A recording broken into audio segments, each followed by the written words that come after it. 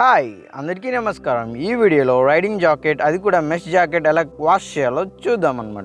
First మనం baby shampoo తీసుకున్నాం, బకెట్లో వాటర్లో వేసేసాము. 5 to 10 minutes సోక్ చేయాలి. సోక్ చేసే ముందు ఏం చేస్తామంటే రైడింగ్ జాకెట్లో ఉన్న ఆర్మర్ని తీసేయాలి. సో ఇక్కడ నేను ఫస్ట్ వెల్క్రోస్ అన్నీ డిటాచ్ చేస్తున్నాను. తర్వాత ఒక్కొక్కటిగా షోల్డర్ ఆర్మర్ ఫస్ట్, తర్వాత స్పైన్ బ్యాక్ ఆర్మర్, తర్వాత వచ్చేసి ఎల్బో ఆర్మర్ రిమూవ్ చేసేస్తాను అనమాట.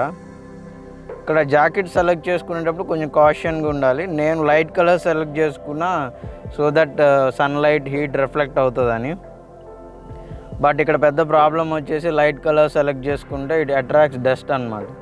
నువ్వు ఎక్కడికి వెళ్ళావు అనేది నీ జాకెట్ చెప్పేస్తుంది, నువ్వు క్లీన్గా ఉన్నావు నీట్గా ఉన్నావు అని కూడా చెప్పేస్తుంది.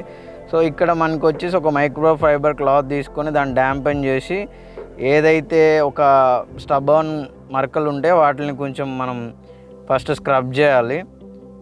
స్క్రబ్ చేసేసి ఒక 5 to 10 minutes సోక్ చేసిన తర్వాత మళ్ళీ సేమ్ ప్రాసెస్ రిపీట్ చేయాల్సి వస్తుంది.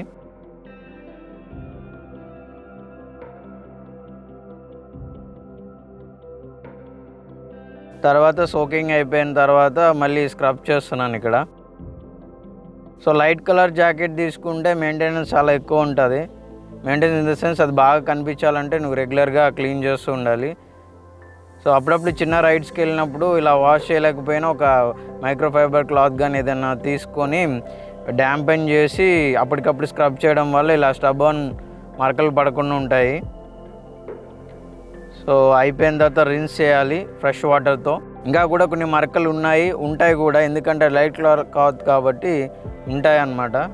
సో ఇది సెకండ్ వాష్కి, థర్డ్ వాష్కి లేకపోతే అలాగా ఇంప్రూవ్ చేసుకోవచ్చు.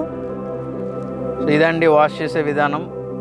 వీడియో నచ్చితే లైక్ చేసి సబ్స్క్రైబ్ చేయండి. రిన్స్ చేసిన తర్వాత కూడా కొన్ని మరకలు ఉన్నాయి, ఆ మరకలు నేను మళ్ళీ మైక్రోఫైబర్ క్లాత్ స్క్రబ్ చేస్తున్నాను. లాస్ట్గా మనం చేయాల్సింది ఏంటంటే మళ్ళీ ఆ రేడియం స్టిక్కర్స్ పాడవకూడదు, మెటీరియల్ స్పాయిల్ అవ్వకూడదు అంటే షేడ్లోనే ఆరేయాలి.